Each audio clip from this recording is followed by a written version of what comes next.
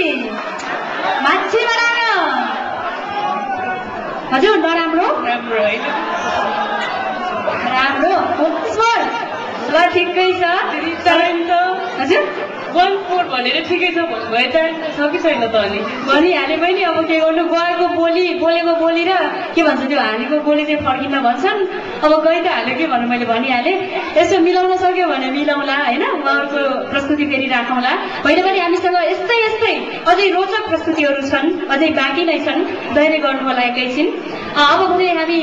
के को कुरा गरौँ लाली गुराँसको कुरा गरौँ कि चम्पा चमेलीको कुरा गरौँ कि सायद हाम्रा दर्शक महानुभावहरूलाई थाहा भइसक्यो होला अबको प्रस्तुति के छ भनेर हजुर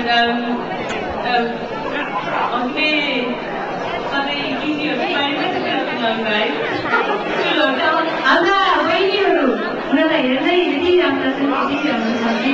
सबैलाई लागि जस्तै छन् बहिनीहरू यति यस्तै रोजको भएको छ त्यसैले हाम्रा बहिनीहरूलाई भर्खरै पढेर लागेका स्कुलहरू भनेको यसो भनिरहनु यहाँ भएका कति छोरीहरूका बाबा आमाको मन दुःख होला नि फेरि हुँदैन आखिर बाबा आमाको पनि त जवानी थियो नि एक दिन होइन र त्यो उमेर थिएन बाबा आमाको थियो नि त्यसैले एकपटक त्यो 16 वर्ष जवानीलाई पनि फर्केर हेर्नुहोस् त कस्तो मजा लाग्छ आफूलाई त स्वीकार्नुहोस् अबको प्रस्तुति लाली गुराँस अजम्बरी चम्पा चमेली